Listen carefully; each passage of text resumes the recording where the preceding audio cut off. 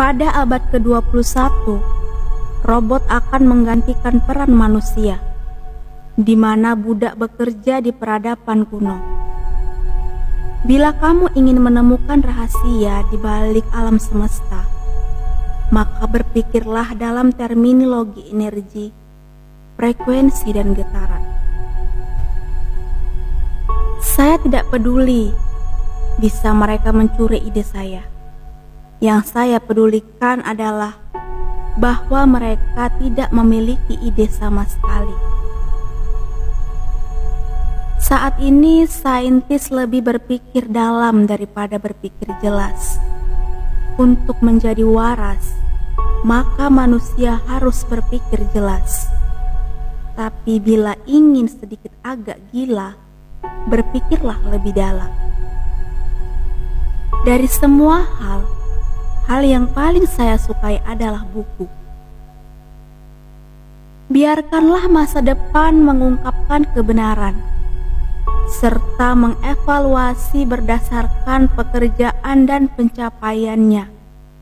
Saat ini adalah mereka untuk masa depan, dan untuk semua yang sudah saya kerjakan dengan sungguh adalah milik saya pribadi.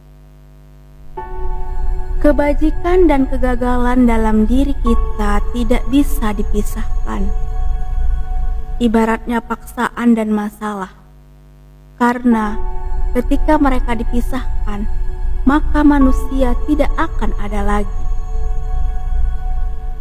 Jika seluruh kebencian di hatimu bisa diubah menjadi aliran listrik, maka dia akan menerangi seluruh dunia.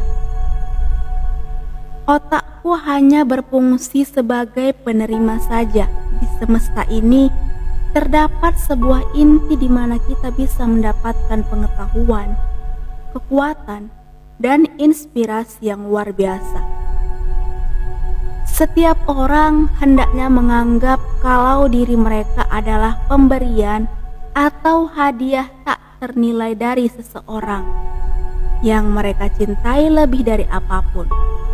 Sebagai suatu seni yang begitu indah, keindahan yang tak dapat dideskripsikan, dan misteri di balik konsep manusia.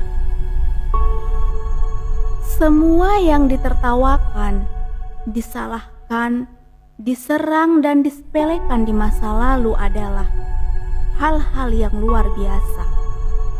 Semua itu dilakukan untuk menghadirkan berbagai hal yang lebih kuat dan lebih berjaya dari sebuah perjuangan. Manusia selalu menginginkan suatu sensasi yang baru acara terus-menerus, tetapi segera acuh padanya. Keajaiban hari kemarin merupakan suatu hal yang biasa terjadi hari ini. Penemuan merupakan output terpenting dari otak kreatif di setiap manusia. Tujuan utamanya yakni menguasai misteri, pikiran, atau material dunia secara utuh, dan pemanfaatan sifat manusia untuk kebutuhan manusia. Andai saja kamu tahu kebesaran dari 3, 6, dan 9, maka kamu akan tahu kunci dari semesta ini. Apa yang dikatakan seseorang manusia sebagai Tuhan, orang lain menyebutnya sebagai hukum fisika. Individu bersifat sementara. Ras dan budaya datang lalu pergi silih berganti. Namun manusia tetaplah ada. Itu bukan cinta yang kamu ciptakan, melainkan cinta yang telah kamu berikan. Sangat mencengangkan jika membayangkan fakta dalam hubungan ini. Sepertinya Tuhan telah menciptakan planet-planet ini secara elektrik. Mayoritas orang telah terserap kontemplasi dari dunia luar. Namun mereka tidak menyadari apa yang sebenarnya terjadi dalam diri mereka sama sekali. Memang tidak semua planet punya penghuni. Namun ada beberapa dari mereka yang memiliki kehidupan di bawah semua kondisi dan dalam tahap pembangunan. Kedamaian hanya datang sebagai bentuk konsekuensi natural dari pencerahan alam semesta serta penggabungan dari pertarungan. Sejatinya, kita masih sangat jauh dari kesadaran akan kebahagiaan yang lebih baik. Ketika saya berbalik untuk melihat kembali masa lalu saya, di sana saya menyadari betapa halusnya pengaruh yang dibentuk oleh takdir. Hidup akan selalu menjadi persamaan dari solusi yang takkan bisa dipecahkan, namun mengandung faktor-faktor tertentu yang diketahui. Dengan sendirian, itu adalah rahasia penemuan besar, dan di mana ide-ide luar biasa bermunculan.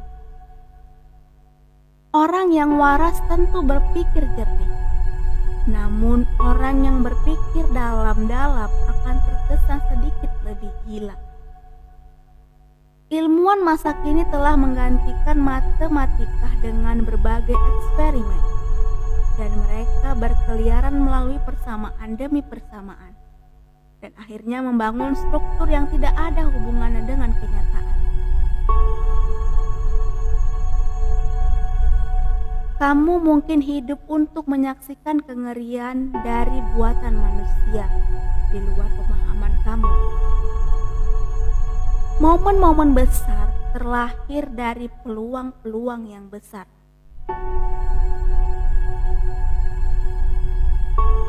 Setiap makhluk hidup adalah mesin yang diarahkan pada roda dunia, meskipun tampaknya hanya dipengaruhi oleh sekitarnya langsung.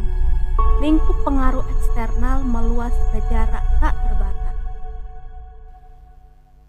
Ada satu hal dalam diri saya yang mungkin saja adalah sebuah ilusi yang sering dialami anak-anak muda ketika mereka berada pada momen kebahagiaan. Namun bila saya beruntung dan berhasil menggapai cita-cita saya, maka itu akan mewakili seluruh kebahagiaan umat manusia. Mempraktikkan gagasan kasar seperti yang umumnya dilakukan, bagi saya itu tidak lain hanyalah pemborosan energi, uang, dan waktu. Gagasan mengenai energi atom adalah ilusi, namun gagasan itu masih tetap tertanam kuat dalam pikiran, meskipun saya telah berceramah menentangnya selama 25 tahun. Tapi masih saja ada beberapa yang percaya bahwa ide itu bisa diwujudkan. Ketika kecenderungan alami berkembang menjadi keinginan yang dipenuhi oleh gairah, maka dia akan maju menuju tujuannya dengan penuh semangat. Pengamatan yang kurang hanyalah bentuk ketidaktahuan. Dan pertanggungjawaban atas banyak gagasan tidak wajar serta ide-ide bodoh yang berlaku. Tidak ada ampunan dari hukum alam, kemudian kita tertarik pada malapetaka itu dengan cepat dan tak tertahankan. Ini hanyalah alat baru untuk menempatkan yang lemah pada belas kasihan yang kuat. Saya dipuji sebagai salah satu pekerja paling keras karena saya telah mencurahkan tenaga saya dari semenjak saya bangun tidur.